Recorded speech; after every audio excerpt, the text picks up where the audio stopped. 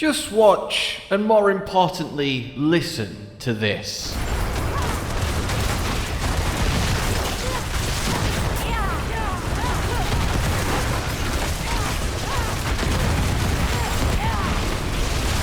Is there nothing quite as sweet as the sound of doof, doof, doof, doof, doof, endless streams of bouncing explosions one-shotting every enemy in front of you? Hello, my fellow sorcerers. Welcome today as we tackle the fiery side of our arsenal. We've obviously gone deep into shock with all of our ball lightning fun. We've dabbled a little into the frost with ice spikes, but there of course remains the flames. And really, they're doing incredibly well. Like, this fireball setup in Season 1 and Pre-Season would have been the best sorcerer build in the game, and one of the best builds in the game. It says a lot that in Season 2 we are so powerful that it currently stands, well, not quite at the top, but certainly impressively potent, and you really aren't going to be hamstringing yourself if you like the idea of going full explosion, because let's be honest, it really offers a little kinda bit of fun that nothing else really does. It is so satisfying to just walk with your endless bouncing fireballs, knowing that they will obliterate everything on the way, and you're just having a nice little stroll to the end of the dungeon. This also lets us actually use a staff. I know, a staff?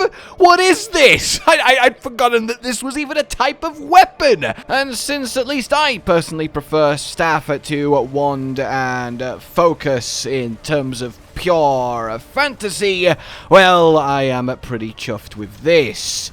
Ultimately, you are going to see some very big numbers everywhere, all of the time on everything.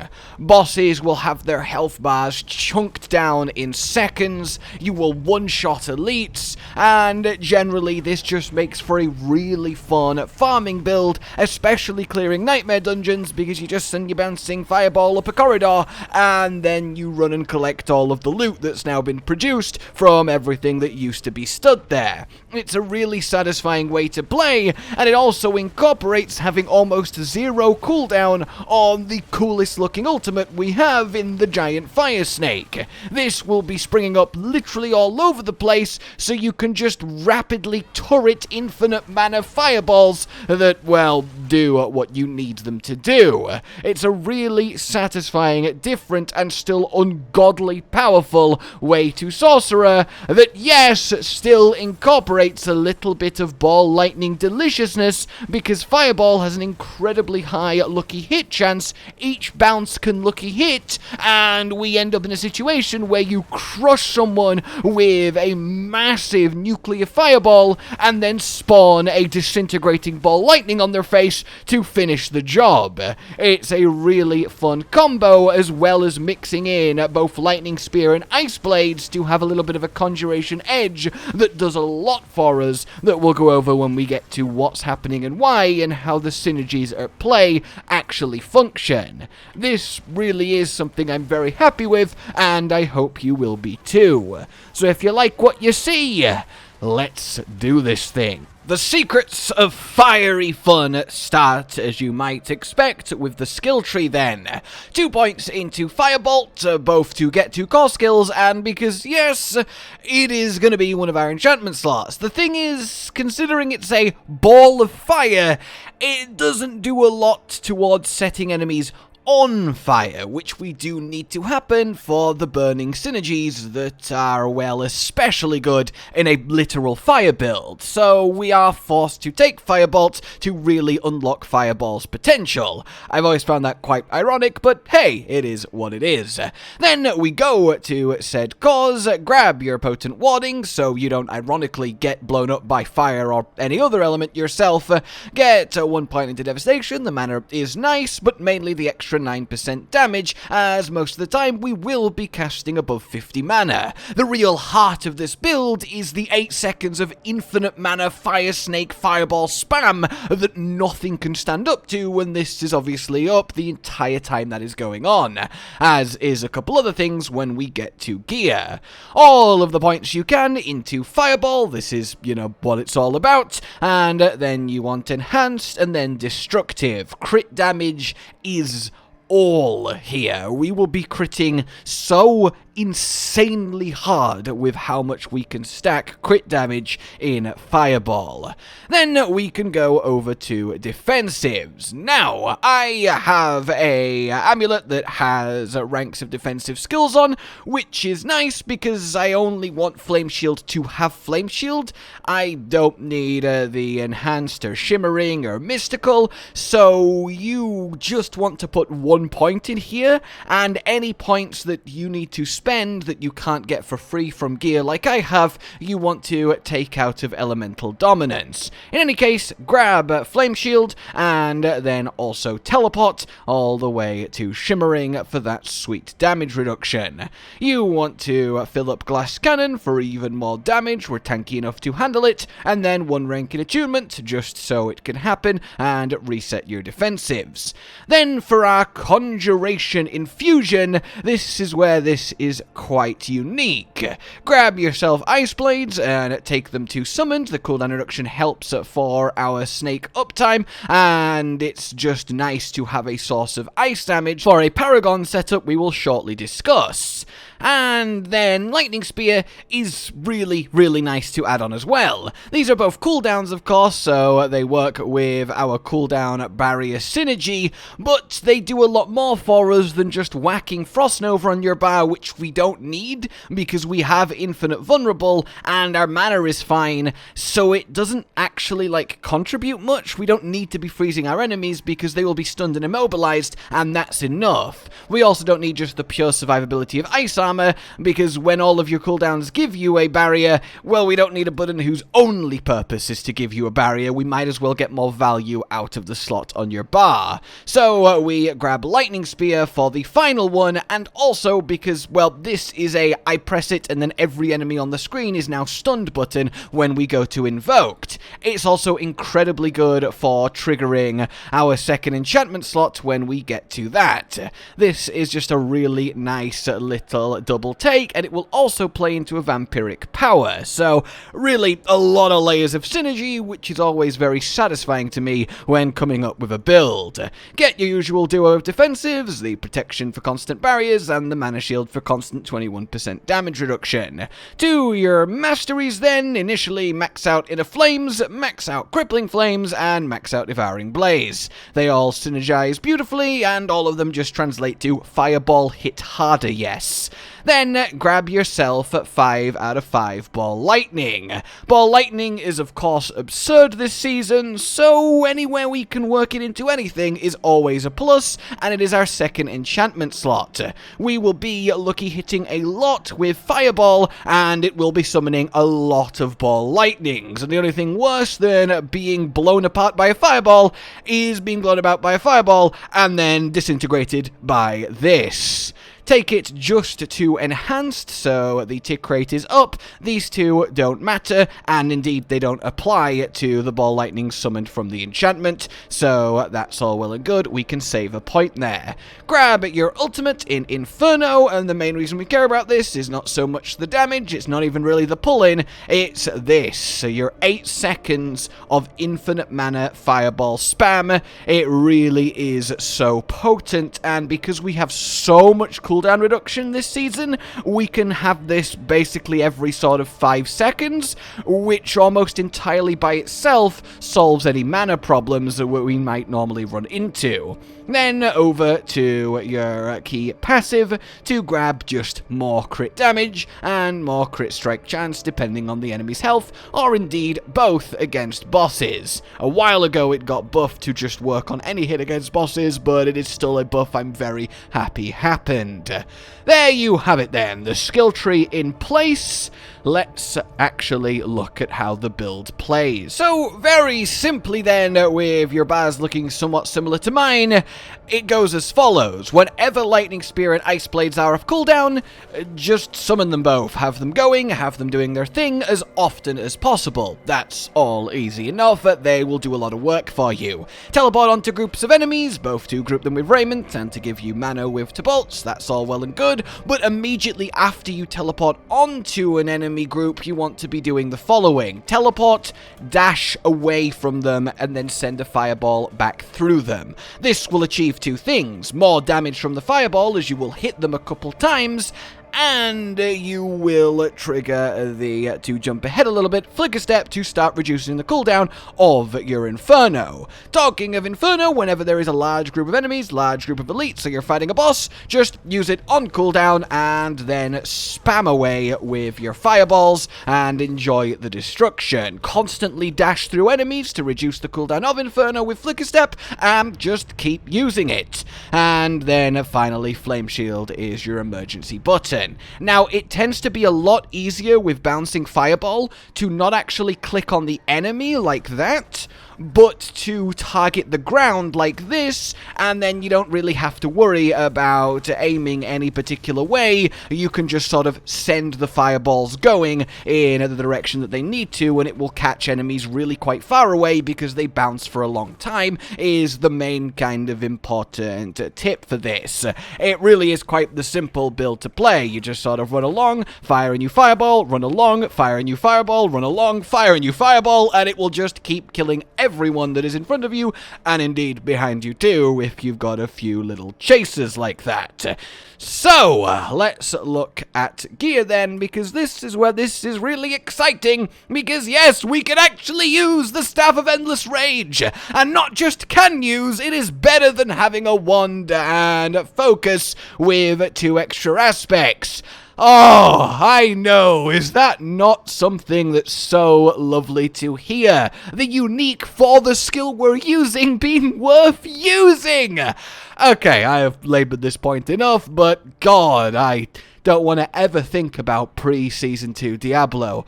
Oh, so the extra 2 fireballs every third cast is nice, but what we care about now is this near 40% multiplicative increase in damage to those 3 fireballs.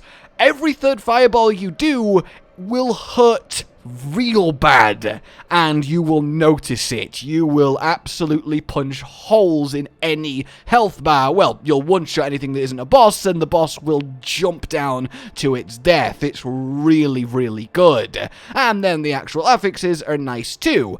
And because we are in the season of attack speed with things like Ravenous, we can mitigate the usual disadvantage of a staff, which is a slower attack speed than wand and focus. We don't need the extra cooldown reduction from having a focus, and generally it's really, really nice that in Fireball specifically, we can get away with this. But before I return to uniques, let's actually look at the normal legendary aspects.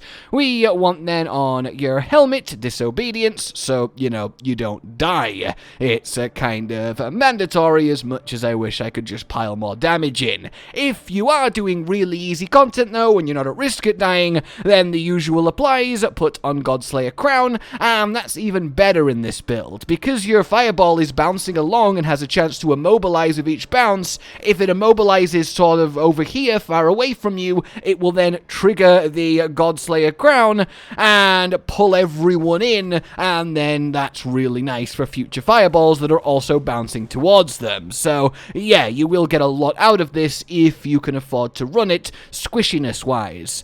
Then on your rings, you want accelerating for the extra attack speed from our crits. This will be up constantly as we will be critting constantly, and more fireballs per time is just better.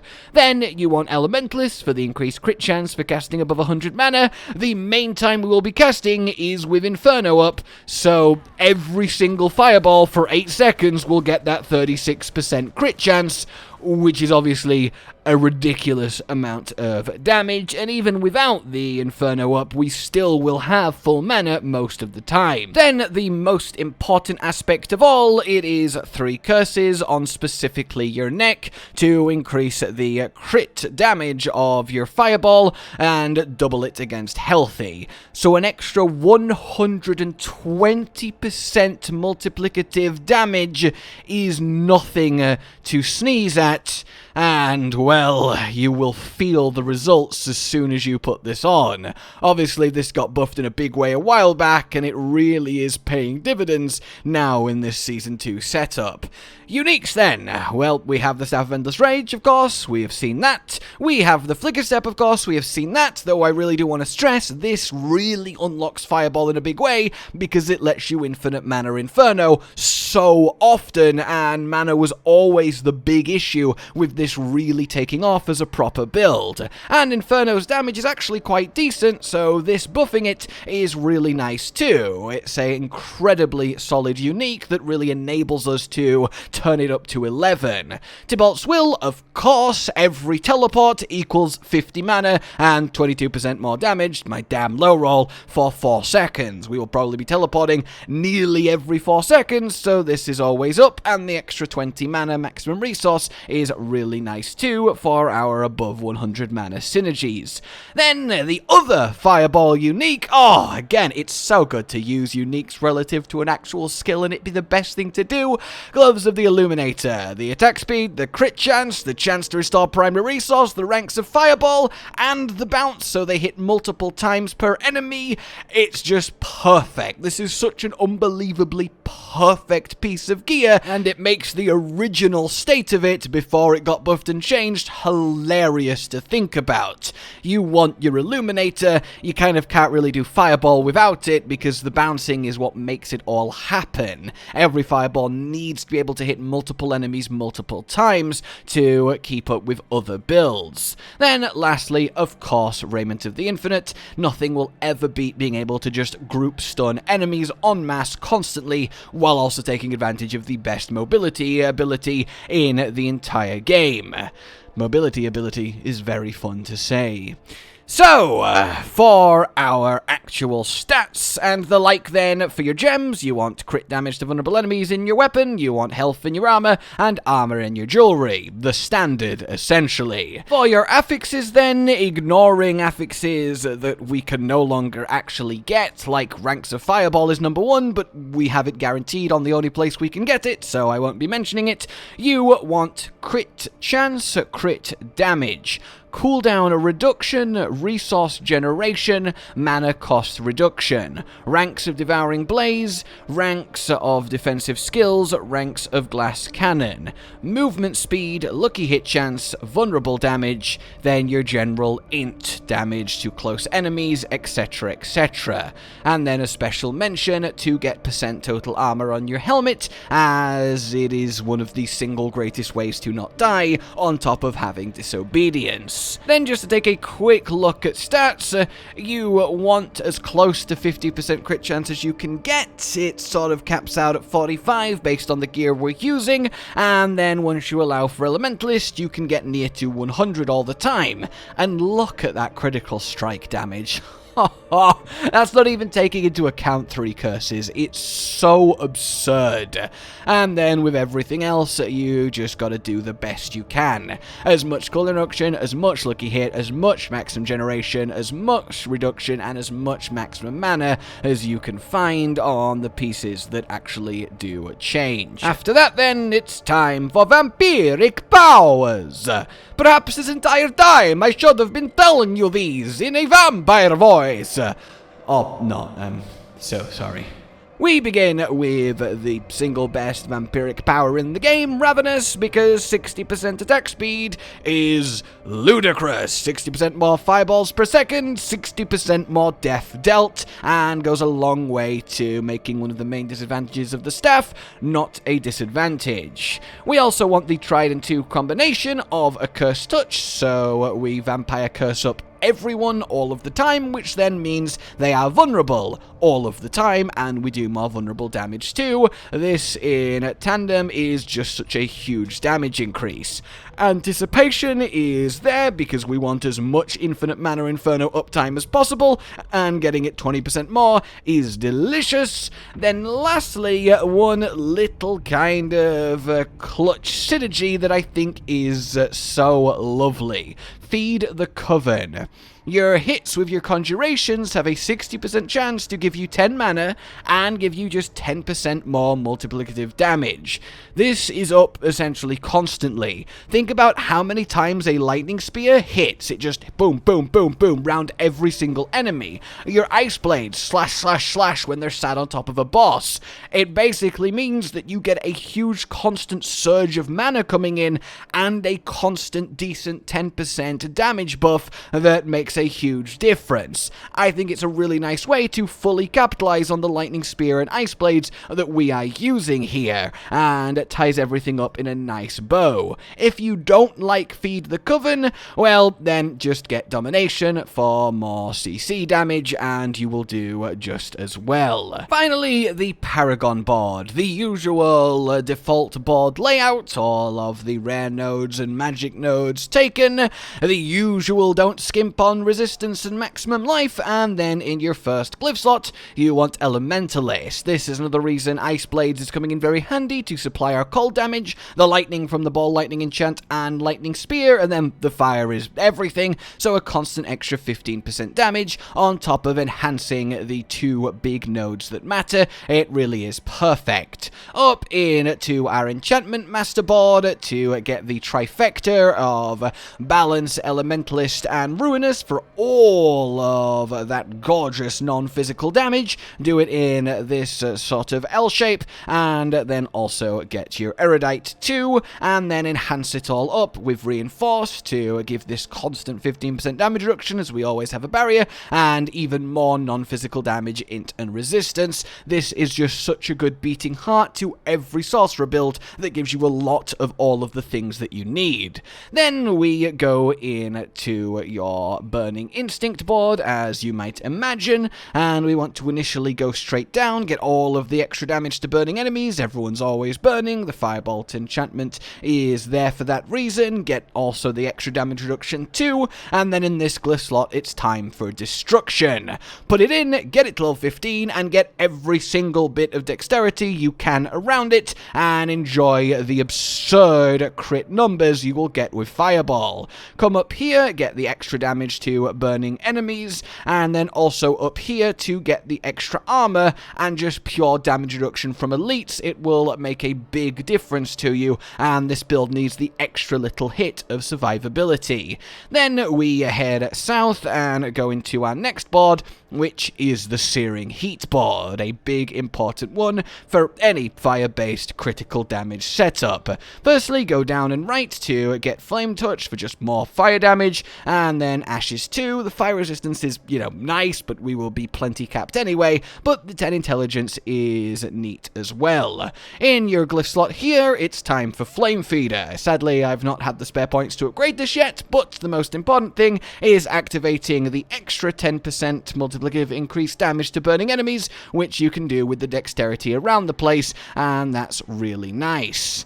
Then we head down and left to get Combustion for even more fire damage, but more importantly, more critical strike damage, get the extras around it, and then we go up here in order to get Keeper of Flames for some more much needed and sweet DR, and then finally we head to the legendary node to get the increased critical strike chance and the more damage bonus. This is a huge increase you will feel once you get it online. Then we can go into our final board down here and right, which is your Static Surge board, and have it in this orientation so you can immediately come down and grab the extra maximum mana and damage to stunned enemies from your raiment, from your lightning spear, and feel the results. Lastly, you will go up and get the glyph, get the extra damage to stunned enemies, get the extra intelligence, and then we can put in our final glyph, which will be Exploit, just to amp our vulnerable damage that little bit more.